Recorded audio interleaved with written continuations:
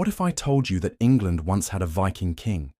And not just any Viking, one who conquered, ruled, and actually made it work. This is the story of Cnut the Great, a warrior king who did the impossible, uniting England, Denmark, Norway, and even parts of Sweden into a single empire.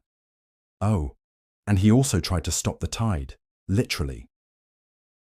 But how did a Viking warrior go from raiding to ruling? And why did he become one of the most successful kings in English history? Subscribe and buckle up, because this story has battles, betrayals, and one king who knew how to play the Game of Thrones like a master. To understand, we need to go back to the year 995 AD, somewhere in Denmark.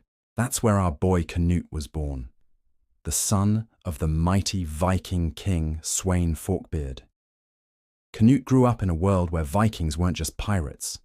They were kings, warlords, and rulers of the sea. England?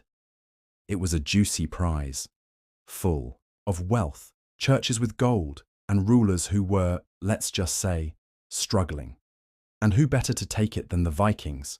Cnut's father, Sweyn Forkbeard, invaded England in 1013, forcing King Ethelred the Unready to flee like a man who forgot his sword at home. So, in 1013, Sweyn Forkbeard declared himself King of England. But then, oops, he died just 5 weeks later. Talk about bad timing. And suddenly, Cnut was left with a big decision: fight for England or go home. Cnut chose violence. He gathered his Viking forces and launched a full-scale invasion in 1015, battling the English army led by Ethelred and his son, Edmund Ironside. For over a year, England was torn apart by war. But in 1016, everything changed. Ethelred died. Edmund Ironside fought bravely but was wounded, and then came the twist. Instead of total war, the two leaders agreed to split England in half. Edmund kept Wessex, while Cnut ruled the rest. Sounds peaceful, right? Well, Edmund mysteriously died a few weeks later, probably from wounds. But some say Cnut helped speed up the process. And just like that, in 1016, Cnut became king of all England.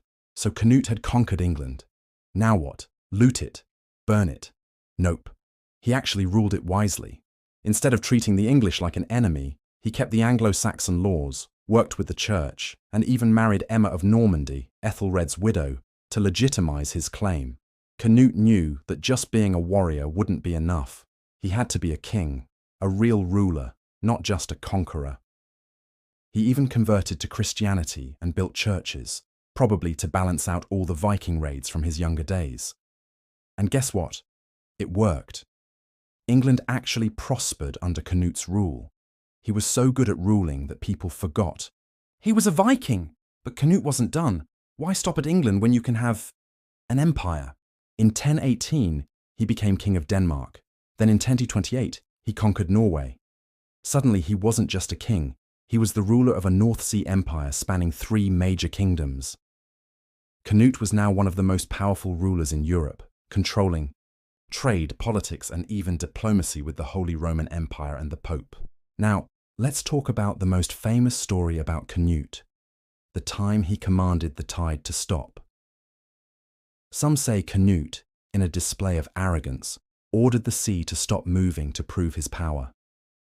But that's not what actually happened. In reality, Cnut was teaching his nobles a lesson. He showed them that even a great king couldn't command nature.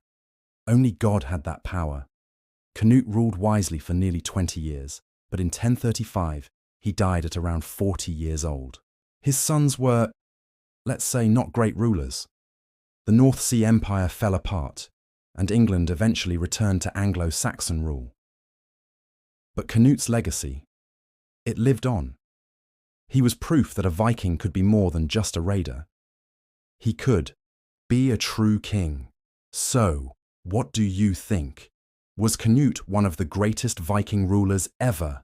Let us know in the comments. And if you enjoyed this, don't forget to subscribe for more epic history.